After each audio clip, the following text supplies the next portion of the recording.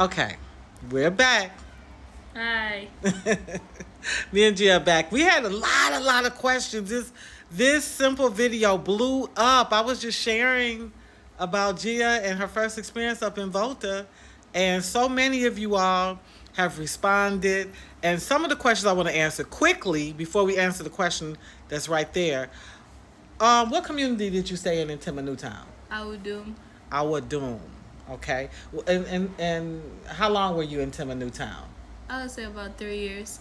And what was your JHS? What was your school?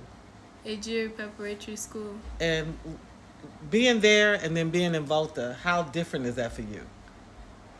It's totally different because Tama Newtown is surrounded by factories and pollution and just not as nice environment as Volta region where it's full of vegetation and stuff. Okay. But you was around fish. Yes, a lot Harbor. of fish. Yes, Yeah. harbor. Okay. Do you miss it? Not yet. Sometimes. Sometimes. Yeah. I always tell her Timber Newtown reminds me a little bit of New York. It just don't sleep. It just has a lot of energy. Okay, so that's where she was at. You said again, Our Doom? I would do. Okay.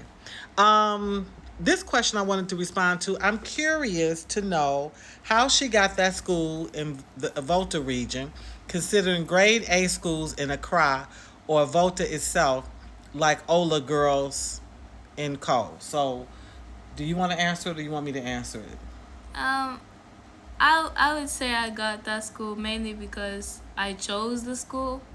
Not only did I not choose the school, but I that's per my grade level. That was also a good advantage. And one thing about Lake Clavy is that they collect majority of scores. So they even had one time in one year where somebody came with grade 49 or 47 and they still took them in the same as they would an A+ student with grade 6 or grade 2 because they take everyone in so that they see where you're falling at and they bring you higher. So one of our seniors, our past seniors, came to school. She had I would say maybe 18, 19 and completed with 14, 13 around Okay, that so she grade. came She up. went up very high, yes. And she was part of the quiz. Okay. So, So that was it. But I also want to say that TikTok has afforded me some beautiful friendships. As a servant leader, people know me as Gia's mom, but I'm also here as a philanthropist. I do a lot of work around, education, sanitation, mobile aids, and then mercy ministry. And so with the education, I get to meet a lot of people, and then TikTok has afforded me. So I have one friend I never have physically met him, KD, who when I had to choose schools, when we were sitting with her teacher at a jury at the end of the year and we were selecting, he gave me the suggestion of that school. So KD gave a suggestion, and then surprisingly, we were able to find out some stuff about it online. yeah. And at that time, the online stuff Was it was terrible. It was trash in the school. Yeah. Okay, and I had to encourage Gia. I said a lot of times when the school gets in trouble, that's when they correct themselves. They fix whatever it is that people are challenging them about. So that wasn't a deterrent for me.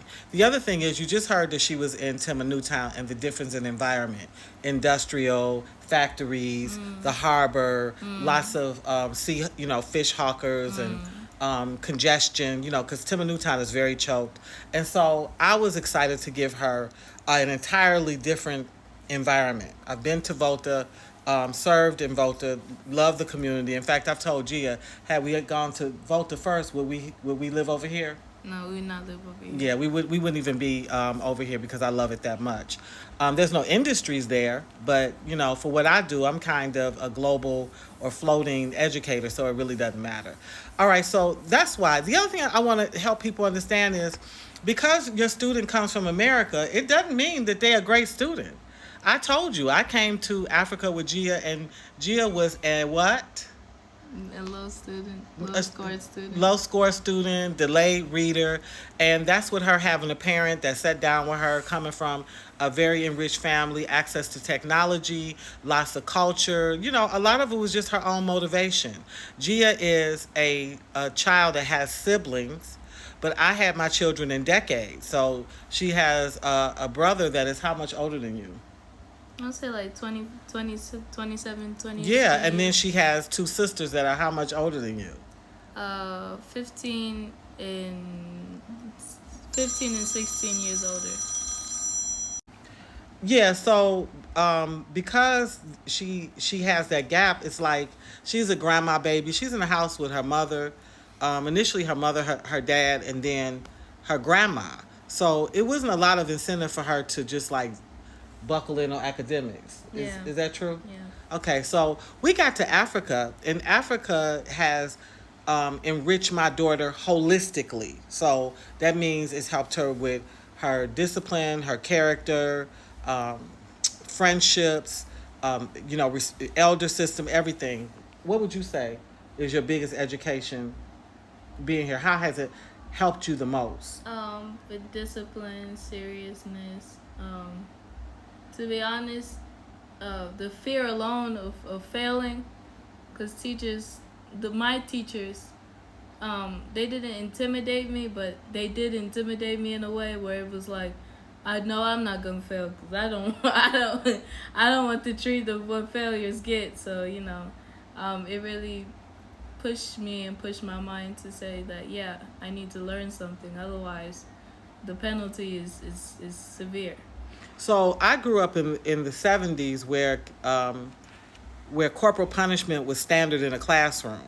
And one of the things I talked to Gia about was I said, listen, the way I managed that was when I saw what other children, what got them disciplined, got them paddled, I didn't do that. I let them do the testing. So I may have been paddled once or twice the whole time, and so I didn't shield her from that. Lots of people were not happy with me that I was comfortable with corporal punishment because it is often abused.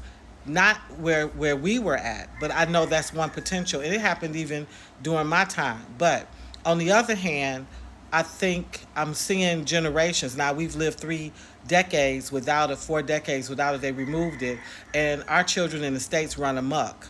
They Yeah. also have the laws that's not in favor of parents, where if you discipline your children, the children can actually call the police on their own parents. Okay, and listen, and they do. So in the black community, we still tag them, but it's still just that overall sense of other parents, other your neighbors and other community leaders stepping in and disciplining. That's not there. So Gia's not a kid that you necessarily have to beat, but do she know she needs discipline? Yeah. Yeah, she knows she needs discipline. She needs discipline. But in terms of her intelligence, many of you have said she's beautiful and intelligent. She was always beautiful. She was always intelligent. In fact, my son, my eldest, said she's the brightest of my children. But she also is the most cantankerous. She also is the most, I would say, sometimes I say her zodiac sign is donkey. Her is a donkey because she just can be a little bit stubborn. So Africa has helped you how with that? A lot. It helped me a lot. Do you Uh, do you appreciate it, or you sometimes shake your of head? course, I appreciate it. Why wouldn't I appreciate more gain of academic knowledge? Okay, I said discipline, honey. Mm. I tell all the time. You can tell who usually is a winner. The winners, Understand their doubtful. yeah, they understand their downfall and they accept correction. Okay, how many times do you think a track star fails and has to be corrected, or makes an error and has to be corrected? Probably 1,000 Probably a times. thousand times. And so I tell her, yeah, all of the champions, believe me, they've had to be redirected, had to be corrected, had to be coached on. So I hope this answers some of y'all questions. Did you see some that you wanted to answer real quick? Nope. Anyway, thanks for listening.